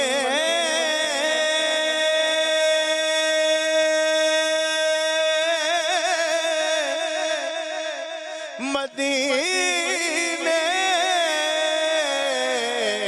مدینے جانے والوں جاؤ جاؤ فی امان اللہ، کبھی تو اپنا بھی لگ جائے گا بیشتر مدینے میں، کبھی تو اپنا بھی لگ جائے گا بیشتر مدینے مدینے میں، نہ دولت دے نہ ثروت دے مجھے، بس یہ سعادت دے، نہ دولت دے نہ شہرت دے مجھے، بس یہ سعادت دے، تیرے قدموں میں مر جاؤ میں رو رو کر مدینے میں، تیرے قدموں میں مر جاؤ میں رو رو کر مدینے میں، مدینہ اس لیے تار جانو دل سے ہے پیارا، مدینہ اس لیے تار جانو دل سے ہے پیارا، کہ رہتے ہیں میرے آقا میرے دل بر مدینے میں، کہ رہتے ہیں میرے آقا میرے سرور مدینے میں، بلا لو پھر مجھے شاہ بحروں پر مدینے میں۔ انشاءاللہ جزاک اللہ، اللہ تعالیٰ آپ کو مزید برکتوں سے مالا مال فرمائے، اور ہم سب کو نبی پاک علیہ السلام کی سچی محبت میں جینا اور مرنا نصیب فرمائے، آمین بجاہ نبی الامین صلی اللہ تعالیٰ علیہ وسلم۔ انداز زندگی پر ہم بات کر رہے تھے منیم بھائی، انداز زندگی پر ہم مختلف شعبہ زندگی پر بات کر سکتے ہیں۔ آپ ایک مسلمان کے انداز زندگی پر شروع میں کلام کر رہے تھے، مختلف طبقوں کے لوگوں کے انداز زندگی کو کیسا ہونا چاہیے، اس پر آپ کچھ کلام فرمائیں۔ محسن بھائی، میں نے پہلے بھی یہ عرض کیا تھا کہ اللہ تبارک و تعالیٰ نے قرآن کریم فرقان حمید برہان رشید کے اندر 20 ایسے رولز بتائے ہیں، اصول بتائے ہیں کہ تم لوگوں نے اپنی زندگی کو کیسے گزارنا ہے۔ جیسے آپ دیکھ لیں سورہ مومنون کی پہلی 10 آیتیں، قد افلح المؤمنون، کہ ایمان والے جو ہے وہ فلاح پانے والے ہیں، الذین هم فی صلاتہم خاشعون۔ اسی طرح آگے جو آیتیں مبارکہ ہیں ان میں بھی ان چیزوں کو، ان اوصاف کو بیان کیا گیا ہے کہ بندے کو اپنی زندگی کیسے گزارنی چاہیے۔ کامیاب لوگوں کے اوصاف کو اللہ تبارک و تعالیٰ نے ذکر فرمایا ہے، اور ہمارے اکابرین نے، بزرگان دین نے اس پر عمل کر کے دکھایا ہے۔ ہمارے جو بزرگان دین تھے ان کا جو لائف سٹائل تھا وہ ایسا تھا کہ وہ اپنا ایک لمحہ بھی ایسا نہیں چھوڑتے تھے جس کے اندر کوئی فراغت ہو، یعنی اس کے اندر انہوں نے کوئی اللہ تبارک و تعالیٰ کا ذکر نہ کیا ہو یا کوئی نیک کام نہ کیا ہو۔ ایک بزرگ کے بارے میں آتا ہے، انہوں نے ایک روڈ کراس کیا اور پھر واپس آ گئے۔ جب لوگوں نے پوچھا قبلہ آپ تو یہاں سے ہو کر چلے گئے تھے، پھر واپس کیوں آئے؟ تو آپ رحمت اللہ تعالیٰ علیہ نے ارشاد فرمایا، اصل میں یہاں سے چلا تو گیا تھا، لیکن جب میں وہاں پر پہنچا تب مجھے یاد آیا کہ اس گلی سے جاتے ہوئے میں نے اللہ کا ذکر نہیں کیا۔ اللہ اکبر۔ یعنی وہ لوگ ایسے تھے کہ جس گلی سے گزر جاتے، جس محلے سے گزر جاتے، جس روڈ سے گزر جاتے، ان جگہوں کو اس بات کا گواہ بناتے تھے کہ یہاں پر ہم نے اللہ کا ذکر کیا ہے۔ اور ایک ہم اگر اپنے معاشرے کے اندر دیکھتے ہیں تو ہمارے معاشرے میں رہنے والے لوگوں کا لائف سٹائل کیا ہے کہ اگر بندہ بائک پہ بیٹھا ہے تو کان میں ہینڈ فری لگا لیتا ہے، کسی دوست سے باتیں کر جا رہا ہوتا ہے یا کان میں بھی گانے چل رہے ہوتے ہیں، گاڑی میں بیٹھا ہے تو وہاں پر میوزک آن کر دیا۔ تو یہ ہمارے لوگوں کا انداز ہے، ہمارے معاشرے کے اندر لوگوں کا یہ زندگی کا انداز ہے۔ لیکن جو ہمارے اکابرین تھے ان کا طرز عمل کیا ہوتا تھا کہ وہ لوگ ایک لمحہ بھی ایسا نہیں چھوڑتے تھے کہ جس کے اندر وہ اللہ تبارک و تعالیٰ کا ذکر نہ کرتے ہوں۔ آپ دیکھیں اللہ تبارک و تعالیٰ کا ذکر کرنا یہ تو ایک ایسی چیز ہے کہ جنتی جب جنت میں چلے جائیں گے نا تو یہ تو بڑی خوش نصیبی ہے کہ وہ جنت کے اندر چلے گئے، لیکن جنت کے اندر جانے کے بعد بھی ان کو ایک چیز کا افسوس رہے گا۔ اب جنت کے اندر بھی پہنچ گئے اور وہاں پر بھی ایک چیز کا افسوس ہے۔ اب وہ افسوس کس چیز کا ہے؟ وہ اس چیز پر افسوس کریں گے کہ دنیا میں ہمارے وہ لمحات جن میں ہم نے اللہ کا ذکر نہیں کیا تھا، کاش کہ ہم ان لمحوں میں بھی اللہ تبارک و تعالیٰ کا ذکر کر لیتے۔ آج ہم غور کریں کہ ہمارے پاس کتنا وقت ہوتا ہے، ہم گھر سے نکلتے ہیں آفس کے لیے، ڈیوٹی پر جا رہے ہیں تو ہم گھر سے نکلتے ہی گناہوں بھرے کام کرنا شروع کر دیتے ہیں، گاڑی میں بیٹھے تو گانا چلا دیا۔ اگر ہم گھر سے نکلتے وقت آقا علیہ السلام کی ذات پر درود پاک پڑھنا شروع کر دیں تو آقا علیہ السلام پر جو درود پڑتا ہے اللہ تبارک و تعالیٰ کی رحمت اس پر نازل ہوتی ہے۔ جب ہم ایسے کام کریں گے جو اللہ کو راضی کرنے والے ہیں، آقا علیہ السلام کی رضا کو پانے والے ہیں، تو پھر گھر سے نکلتے وقت جس بندے پر اللہ تبارک و تعالیٰ کی رحمتوں کا نزول ہو رہا ہوگا اور جب وہ دفتر کے اندر جائے گا اور اس کا جو سارا دن ہے وہ ایک اچھا گزرے گا. لیکن ہمارا المیہ یہ ہے, ہمارے معاشرے کا المیہ یہ ہے, ہماری سوسائٹی کا المیہ یہ ہے کہ ہم گھر سے نکلتے ہی رب کو ناراض کرنے والے کام شروع کر دیتے ہیں. لہذا ہمارا انداز زندگی ایک ایسا ہونا چاہیے کہ ہم اپنا ایک شیڈول بنائیں, اپنا ایک جو ہے جدول بنائیں کہ جس کے اندر ہم نے کیا کیا کرنا ہے. اس وقت میں نے اللہ کا ذکر کرنا ہے, اس وقت میں نے قرآن پاک کی تلاوت کرنی ہے, اس وقت میں نے جاب پر جانا ہے, اس وقت میں نے کون کون سے کام کرنے ہیں. آپ دیکھیں کہ وقت مینجمنٹ والے جو لوگ ہوتے ہیں, یعنی وقت کو جو مینیج کرتے ہیں, ٹائم مینجمنٹ والے لوگ جو ہوتے ہیں, وہ اپنے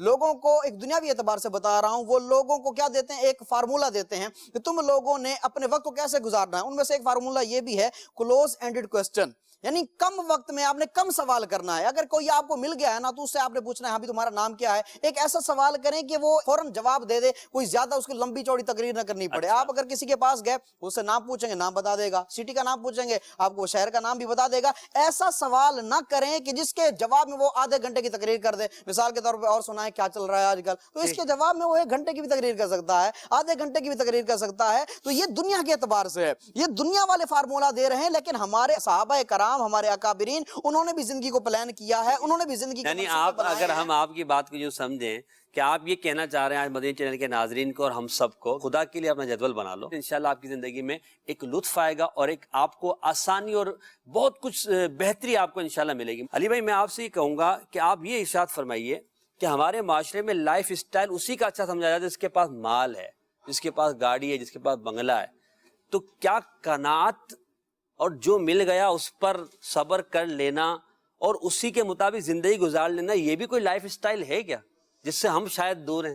اصل تو یہی ہے کہ اللہ رسول کے احکامات پر عمل کرنا اور جو پیارے آقا صلی اللہ علیہ وآلہ وسلم کا انداز زندگی اس کو فالو کرنا, صحابہ کرام علیہم رضوان کی زندگی کو فالو کرنا, اولیاء اللہ کی زندگی کو فالو کرنا. جتنے بھی اولیاء کرام ہیں, صحابہ کرام ہیں, ان کی آپ زندگی کو دیکھیں, بالخصوص پیارے آقا صلی اللہ علیہ وآلہ وسلم کی زندگی کو, تو سادگی, قناعت, صبر, توکل, اس سے زندگی ایسی مزین رہی کہ الحمدللہ دیکھیں کہ کیسے کیسے مقام اور مرتبے پائے. اور آج جو دور چل پڑا ہے وہ ہے, وہ کیا کہتے ہیں اس کو, مادی وہ دنیاوی ریس کرنے کا نا, جی کہ بندے کی ہرس کے ختم ہی نہیں ہوتی. جیسے آپ نے قناعت کا فرمایا, تو قناعت کا اپوزٹ ہرس ہی بنے گا یہ, جی لالچ. یعنی کہ اگر سائیکل ہے تو میں موٹر سائیکل لے لوں, موٹر سائیکل لے لی تو اس سے اور اچھی لے لوں میں, وہ لے لی تو چلے چھوٹی کار آ جائے, وہ لے لی تو چلے اس سے تھوڑی اور بڑی آ جائے, اب تھوڑی اور فیملی بڑھ گئی دوسری کار آ جائے. تو یوں بندہ دنیاوی طور پر ہرس اور لالچ میں اگر پڑ گیا, آپ واقعی اس کی ضروریات ہے اور جائز طریقے سے پوری کرتا ہے, گناہوں میں نہیں پڑتا, تو اس کا بھی منع نہیں ہے. لیکن اللہ نے جو دیا ہے اس پر صبر, شکر اور اللہ پر توکل کرے, قناعت کرے, تھوڑی روزی پر راضی رہے, تاکہ اللہ تبارک و تعالیٰ بھی اس پر اپنا کرم فرمائے, اس کے تھوڑے عمل کو قبول بھی فرما لے. اور اس زندگی کا اپنا ہی ایک مزہ ہے, کیونکہ قناعت کرنے والا یہ پرسکون رہتا ہے, اور بے صبر آدمی, لالچی آدمی, حریص آدمی, یہ از خود ایک اذیت میں مبتلا رہتا ہے. سبحان اللہ. کیونکہ وہ لائف اسٹائل تو ہی قناعت والے کی. واہ واہ. ورنہ تو جتنا بھی مال آئے اور جو ہے وہ سکون نہ ہو, یا اگلے مال کی جو ہے وہ طلب ہوتی رہے, یا بندہ ان چیزوں میں پھنسا رہے, اسی میں لگا رہے رات دن, اسے خواب ہی پھر یعنی سب کچھ ہونے کے باوجود بھی سکون نہیں, تو پھر وہ لائف اسٹائل کیا جس میں سکون نہیں. انسان سکون کے لیے تو جو ہے وہ لائف اسٹائل اختیار, مال ہونے کے بعد بھی سکون نہیں ہے. انشاءاللہ اطہر بھائی سے بھی اس موضوع پر گفتگو لوں گا, مگر چونکہ اطہر بھائی کا ایک اسٹوڈنٹس کے حوالے سے, اسکول کالجز کے حوالے سے تجربہ ہے, تو ہمارا ایک سیگمنٹ ہے اسٹوڈنٹس کے مسائل, ہم وہ سیگمنٹ چلا رہے ہیں. پھر اطہر بھائی کی طرف بڑھیں گے, اور ہمارے مبلغین, اچھا ہمارے مفتی کفیل صاحب بھی دارالمدینہ میں ہوتے ہیں, یہ بھی کچھ گفتگو کریں گے. شاہ رخ بھائی ہیں, علی بھائی معاشرتی حوالے سے لوگوں میں ملتے جلتے رہتے ہیں. اس سلسلے میں سیگمنٹ ہے اسٹوڈنٹس کے مسائل, اس کی طرف بڑھتے ہیں. جی, اسٹوڈنٹس کے مسائل میں ہم آپ کو مختلف جو طلبہ ہیں دنیاوی اداروں کے, ان کی کچھ ویڈیوز دکھائیں گے, اور اس پر انشاءاللہ ہمارے موجود مبلغین گفتگو کریں گے. جی دکھائیے گا. میرا نام شہریار حیدر ہے اور میرا تعلق جامعہ کراچی سے ہے. میں یہاں سے MSc کر رہا ہوں اسپا سے, اور میں 4th ایئر میں پڑھ رہا ہوں. میرا سوال جو ہے جھوٹ کے حوالے سے ہے. بیسیکلی ہمارے معاشرے میں جھوٹ اتنا عام ہو گیا ہے, اب جس شخص کو دیکھیں وہ اس میں ملوث ہے. طلبہ الگ گھر سے جھوٹ بولتے ہیں, والدین اپنے بچوں کو طلبہ کو بھیجتے ہیں کہ وہ جا کے اسٹڈی کریں, وہ ادھر آ کے جھوٹ بول کے کچھ اور چیزوں میں چلے جاتے ہیں, کلاسز بنک کر رہے ہوتے ہیں. دھوکہ دینا بہت زیادہ کامن ہو چکا ہے ہمارا معاشرے میں. دکاندار ہے وہ آپ کو بول کے دیتا ہے کہ ہمیں چیز اتنی مہنگی لی ہے, تبھی وہ آپ کو ریٹ زیادہ دے رہا ہوتا ہے, حالانکہ پیچھے وہ جھوٹ بول رہا ہوتا ہے. ایون آپ کوئی چیز پرچیز کرنے ہیں بولے گا نہیں کہ اس میں یہ چیز کوالٹی اچھی ہے کوالٹی اچھی ہے. ایون آپ گھر آ کے جب چیز چیک کرتے ہیں تو فالتو ہوتی ہے, اس میں کوئی اتنا کوئی خاص ہوتا نہیں ہے. تو اس حوالے سے جھوٹ جو اتنا کامن ہو گیا ہے, ہم اپنے معاشرے سے آخر کس طرح اس جھوٹ کا خاتمہ کر سکتے ہیں اور معاشرے کو اس سے کس سے پاک کر سکتے ہیں؟ محمد برہان حکیم اطاری عرض کر رہا ہوں, soft where engineer from Lahore. میرا سوال یہ ہے کہ مدنی چینل کے اوپر جھوٹ کے حوالے سے کافی سلسلے ہو رہے ہیں, لیکن اس کے باوجود ماں باپ بچوں کے سامنے جھوٹ بول رہے ہیں, لیکن بچے اس سے کیا سیکھ رہے ہیں اور دعوت اسلامی اس کے لیے مزید کیا کچھ کر رہی ہے کہ ہم اس جھوٹ کو اپنے معاشرے سے ختم کر دیں؟ میرا نام محمد علی رضا ہے, میں پنجاب یونیورسٹی کیمیکل ڈپارٹمنٹ کا اسٹوڈنٹ ہوں.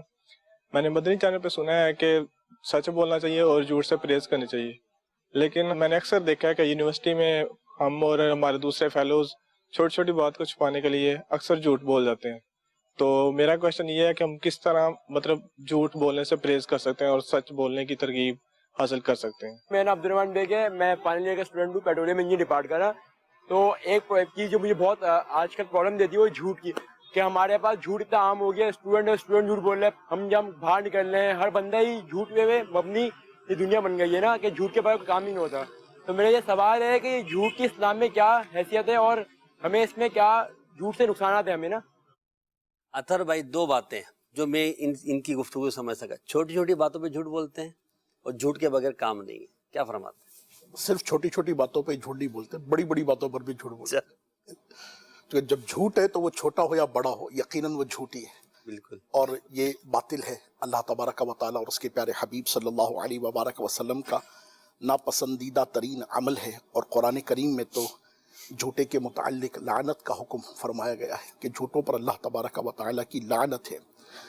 اور یہ واقعی بدقسمتی ہے میرے معاشرے کی کہ آج یہ اسٹوڈنٹ, تو ان کی مہربانی ہے جو ماشاءاللہ عزوجل, یہ بھی مدنی چینل والوں کی زیادہ مہربانی ہے کہ جو اسٹوڈنٹس ایسے کومنٹ لے کر آ گئے, ورنہ یہ معاشرے کا وہ کور جسے کہتے طبقہ ہے کہ یقیناً نیو جنریشن ہے. اور واقعی یہ شعور اگر اسی عمر میں اجاگر ہو جائے تو پھر جب پریکٹیکل لائف ہوگی تو انشاءاللہ عز و جل واقعی جھوٹ کو جھوٹ ہی سمجھا جائے گا اور جھوٹ کو سچ بنا کر پیش نہیں کیا جائے گا. اللہ کرے کہ یہ واقعی تربیت کے امور پیدا ہو جائیں. آمین. یقیناً مفتی صاحب دامت برکاتہم العالیہ قرآن و حدیث کی روشنی میں مزید جھوٹ کے متعلق ہماری رہنمائی فرمائیں گے. بنیادی طور پر تو یہی ہے کہ واقعی یہ معاشرے کا ایسا ایکسپیکٹ ہے کہ جو ہمارے معاشرے کے چہرے کو سیاہ ترین کیے ہوئے ہیں. بالکل. اور امپورٹ ہو یا ایکسپورٹ ہو, ایون کہ گھر میں میاں بیوی سے جھوٹ بولتا ہے, بیوی میاں سے جھوٹ بولتی ہے, بچے والدین سے جھوٹ بولتے ہیں. جس طرح ابھی ذکر خود ہی کیا کہ گھر سے تو نکلے تھے پڑھنے کے واسطے, مگر باہر جا کر کیا کیفیتیں ہیں. اور اللہ تعالیٰ رحمت کی نظر کرے, راتوں کو بھی جو ہو رہا ہے, دنوں کو بھی جو ہو رہا ہے, تنہائی میں بھی جو ہو رہا ہے, سب کے سامنے سے بھی جو ہو رہا ہے. پھر وہ میرے معاشرے کا بزنس مین ہے یا ریہڑی بان ہی کیوں نہ ہو, یعنی بہت چھوٹے لیول پر کام کرنے والا ہے یا بہت بڑے لیول پر کام کرنے والا ہے, وہ جھوٹ اور جھوٹ پر ہی خدا نخواستہ ہماری معیشت کی بنیاد ہے. اللہ کریم بطفیل مصطفیٰ کریم صلی اللہ علیہ وبارک وسلم ہمارے حال پر رحم فرمائے. وہ نا نبی پاک علیہ الصلوۃ والسلام ایک دفعہ مدینہ پاک کے بازار میں تشریف لے گئے تو آپ نے ایک غلہ باندھ کے اس میں ہاتھ دیا. بڑی مشہور حدیث پاک ہے. تو وہ اوپر سے تو خشک تھا, اندر سے گیلا تھا.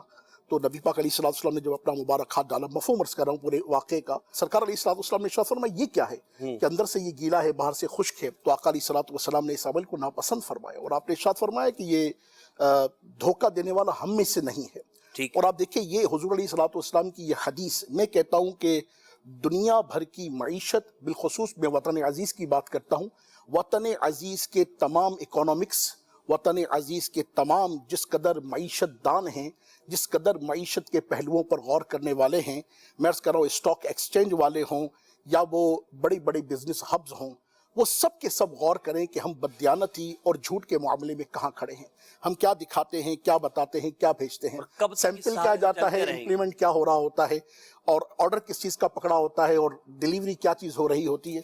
تو یقیناً یہ بہت بری بات ہے. یہ تو بڑے پیمانے پر ہم نے بات کی, آ جائیے اس کو گراس روٹ لیول پر, چھوٹے لیول پر, بہت چھوٹے لیول پر. یہی ہم ایک دوسرے سے بات کو جھوٹا کہنے میں تو ہمارے نزدیک کوئی وارد, میں تو مذاق کر رہا تھا, یہ لفظ میں تو مذاق کر رہا تھا, یہ مذاق میں بھی جھوٹ بولنے کے معاملے کو اگلے کی جان نکل گئی. یعنی بدقسمتی یہ ہے ہمارے معاشرے کی کہ باقاعدہ جھوٹ کا ایک دن مقرر کر کے منایا جاتا ہے.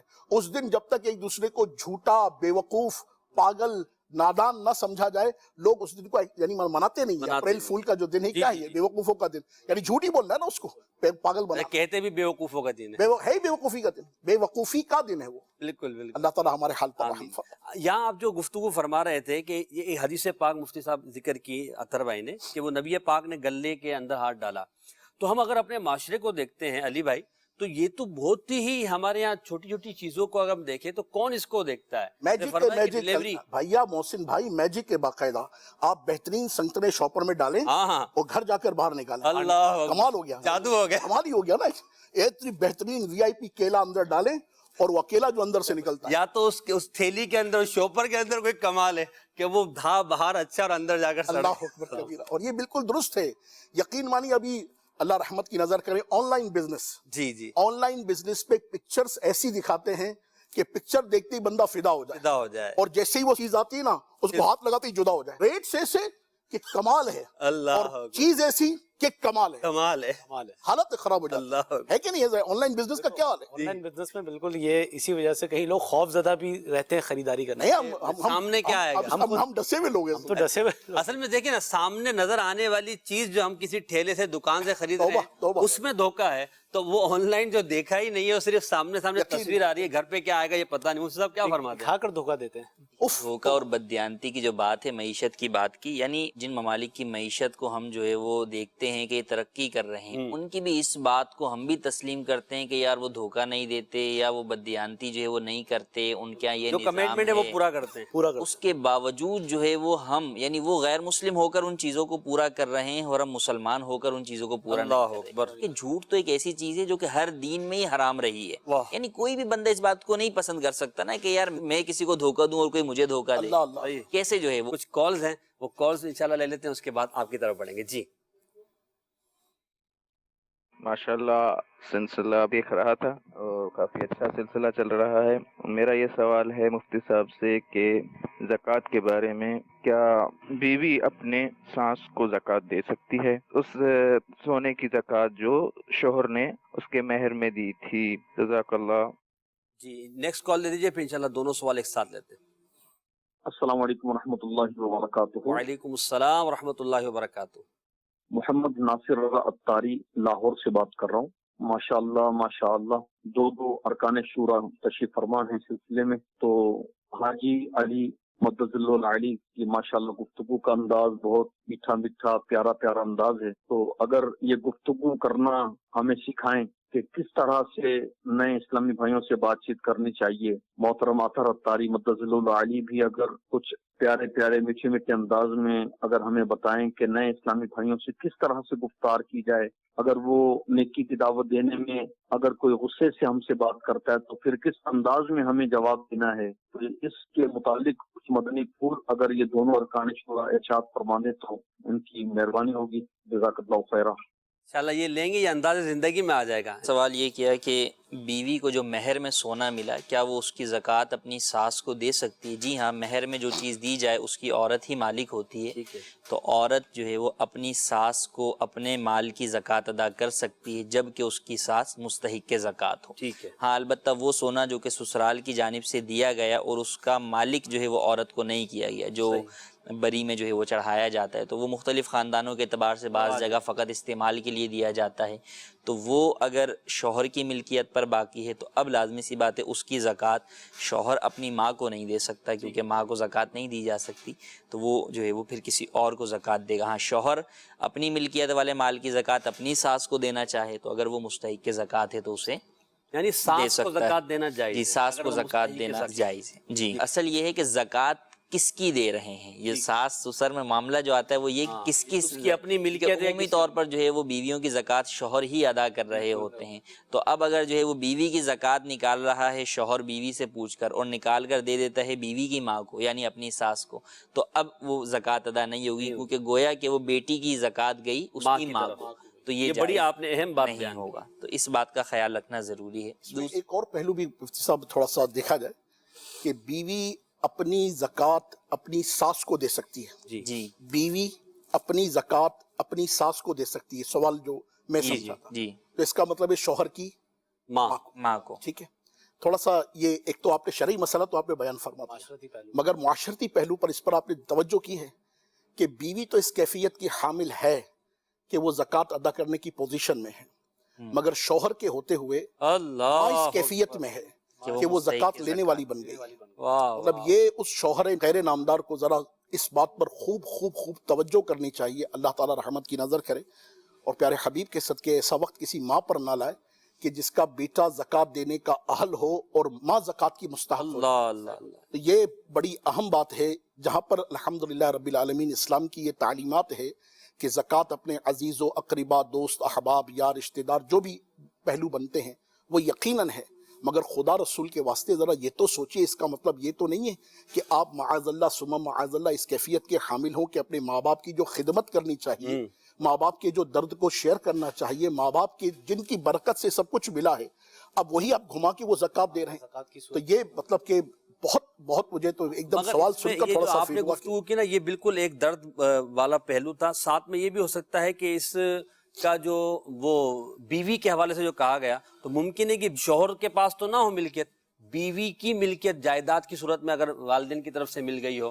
یا والدین نے بیٹی کو اس جس طرح معاشرے میں ہم رہتے ہیں آپ بھی جانتے ہیں اور میں بھی جانتا ہوں، میں نے اس کے نا فقہی مسئلے پر تو میں بات نہیں کر رہا، مگر معاشرتی پہلو یہ بھی میرے معاشرے کا ایک بڑا جسے کہتے بڑا دکھ والا پہلو ہے۔ بالکل، جہاں پر آپ کو اپنا جو ہے وہ سب سے زیادہ مال، پاک صاف مال جو ہے وہ نہ صرف لگانا چاہیے بلکہ ان کی قدموں میں جو ہے وہ نچھاور کرنا چاہیے، کی بات ہے جن کے صدقے سے سب کچھ جو ہے وہ ملا ہے۔ اگر وہاں یہ کیفیت ہے کہ جو ہے وہ کوئی شخص جو ہے وہ یوں گھما رہا ہے یا ہیلا بہانہ کر رہا ہے یا ہیلا بہانہ نہیں بھی کر رہا، واقعی جو ہے وہ ماں کی مدد کر رہا ہے، لیکن جب اس کے پاس خود اپنے پاس اتنا مال ہے تو بجائے اس کے کہ وہ اپنی ماں کو اتنا دیتا ہے کہ اس کی ماں جو ہے وہ اپنے بیٹے کو دیتی کہ یار بیٹا جاؤ زکوٰۃ جو ہے وہ ادا کر دو میری طرف۔ یعنی کتنی عجیب بات ہے نا، اتنی میٹھی گفتگو اطہر بھائی کیسے کر لیتے ہیں اور ہمارے انداز زندگی میں یہ میٹھی گفتگو کیسی آئے، تو ہم اسی پر اپنے سلسلے کو بھی اختتام کرتے ہیں۔ جو کال آئی ہے ہمارے یہ حاجی شاہد بھائی کے بھائی ہیں ناصر بھائی، ماشاءاللہ، مرکز الاولیاء سے کی ہے، اطہر بھائی بھی آواز پہچان گئے تھے۔ اصل میں یہ سب امیر علیہ سنت کا ایک صدقہ ہے اور دعوت اسلامی کے مدنی ماحول کی برکتیں ہیں کہ اللہ کرے ہم نرم، ٹھنڈے اور میٹھے بن جائیں، آمین۔ ہماری زبان کی سختی، ترشی اور یوں سمجھ لیجئے کہ زبان کے اندر وہ کانٹے، اور بعض اوقات تو کانٹے بھی ایسے کہ جو زہر میں ڈوبے ہوئے، اللہ اللہ، کیونکہ یہ زبان ہی ہے جو کئیوں کو گھائل کر دیتی ہے اور کئیوں کو مائل کر دیتی ہے، یہ زبان ہی ہے جو کئیوں کا دل خوش کر دیتی ہے اور کئیوں کے دل کے ٹکڑے ٹکڑے کر دیتی ہے، یہی زبان ہے کہ جس کی وجہ سے گھر میں ایک اچھا ماحول بن سکتا ہے، اور یہی زبان ہے کہ جس پہ دشمنیاں ہو جاتی ہیں۔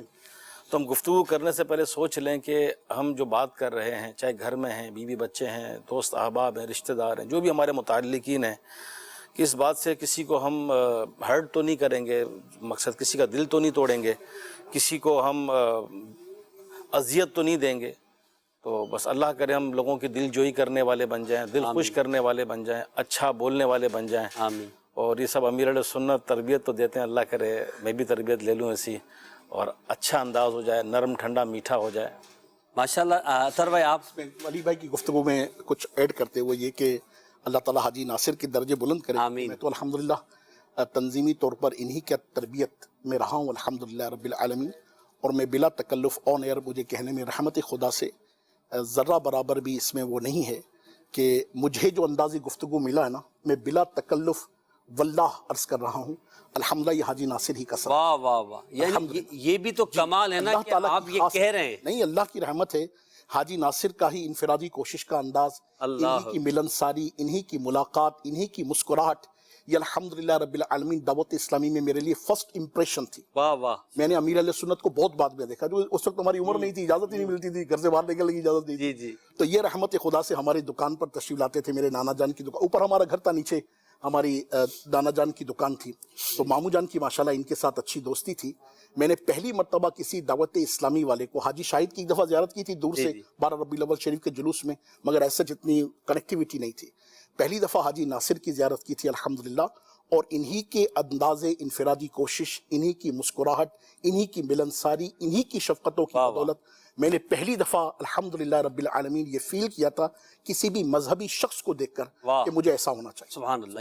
یہاں اتنی پیاری بات میں عرض کروں گا کہ سمجھنے والی بات یہ ہے کہ آپ کی ایک مسکراہٹ، آپ کا ایک اچھا انداز کسی کی تقدیر کو کہاں تک پہنچا دے، کسی کو کہاں لے جا دے، ہمیں نہیں پتہ چلتا. تو ہمیں اچھا انداز اختیار کرنا چاہیے اپنی زندگی میں. ایسی گفتگو، ایسی مٹھاس اور ایسا پیارا لہجہ ہونا چاہیے کہ جو ہم سے ملے تو وہ ہمارے دین کے، ہمارے مذہب کے، ہماری تنظیم کے قریب آئے.